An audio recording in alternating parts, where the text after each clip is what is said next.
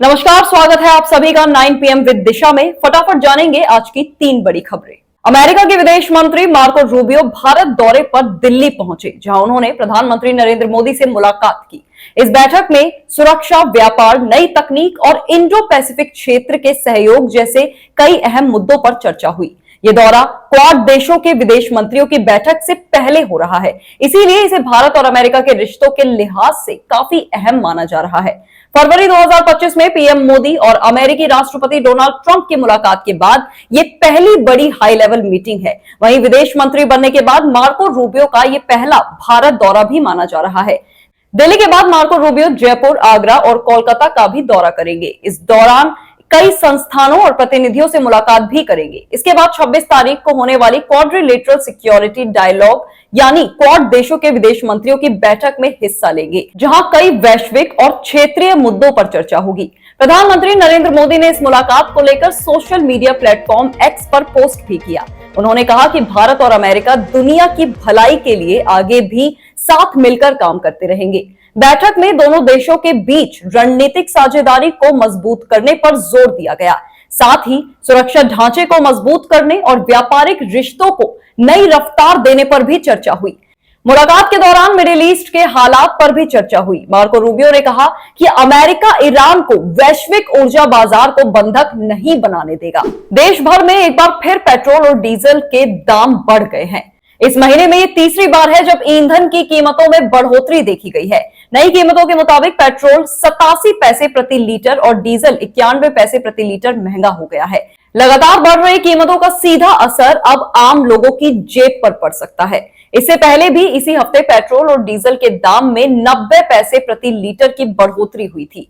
वहीं कुछ दिन पहले दोनों ईंधनों के दाम करीब 3 रुपए प्रति लीटर तक बढ़ गए थे। दिल्ली में अब पेट्रोल की कीमत 99 रुपए 51 पैसे प्रति लीटर पहुंच गई है, जबकि डीजल 92 रुपए 49 पैसे प्रति लीटर हो गया है। माना जा रहा है कि आने वाले दिनों में कीमतें और बढ़ सकती हैं। लगातार महंगे हो रहे पेट्रोल डीजल का असर अब रोजमर्रा की चीजों पर भी पड़ सकता है, क्योंकि ट्रांसपोर्ट का खर्च बढ़ने से सामान महंगा होने की आशंका है।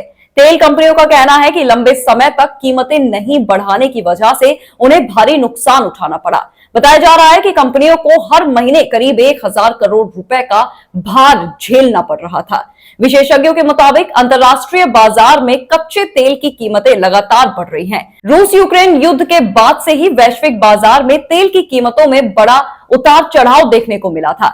अब पश्चिम एशिया में बढ़ते तनाव की वजह से कच्चा तेल फिर महंगा हो रहा है। भारत का कच्चा तेल बास्केट फरवरी में करीब $69 प्रति बैरल था, जो अब बढ़कर 113 से $114 प्रति बैरल तक पहुंच गया है, क्योंकि अब भारत अपनी जरूरत का लगभग 90% कच्चा तेल विदेशों से खरीदता है। इसीलिए अंतर्राष्ट्रीय बाजार में कीमत बढ़ने का सीधा असर देश के पेट्रोल और डीजल पर पड़ता है।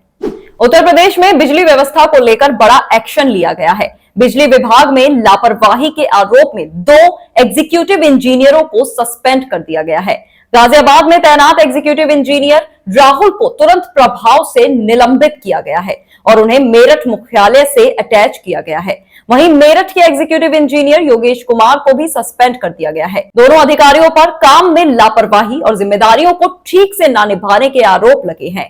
विभाग का कहना है कि अब किसी भी तरह की लापरवाही बर्दाश्त नहीं की जाएगी और आगे भी सख्त कार्रवाई की जाएगी। दरअसल उत्तर प्रदेश में भीषण गर्मी के बीच बिजली कटौती से लोग परेशान हैं। लखनऊ, मेरठ, गोंडा, गाजियाबाद और कई ग्रामीण इलाकों में लगातार बिजली कटने की शिकायत सामने आ रही है। कई जगहों पर लोगों ने विरोध प्रदर्शन भी किया। सोशल मीडिया पर ऐसे वीडियो भी सामने आए जिनमें लोग बिजली कटौती से नाराज होकर नेताओं और जनप्रतिनिधियों के घरों के बाहर विरोध करते दिखाई दिए। बिजली का ये मुद्दा अब राजनीतिक रूप भी लेता जा रहा है। हाल ही में स्मार्ट मीटर को लेकर हुए विरोध के बाद सरकार को प्रीपेड मीटर को पोस्टपेड में बदलना पड़ा था, लेकिन लोगों की नाराजगी अभी भी बनी हुई है। वहीं विपक्ष ने भी सरकार पर हमला बोला है। अखिलेश यादव और मायावती ने बिजली व्यवस्था को लेकर सरकार को घेरा है और सिस्टम को फेल बताया है। 9 PM विद दिशा में आज के लिए बस इतना ही। हमारे साथ बने रहिए। अगले सोमवार को आपसे फिर मुलाकात होगी। तब तक के लिए आप रखिए अपना ख्याल और फिलहाल मुझे दीजिए इजाजत। नमस्कार।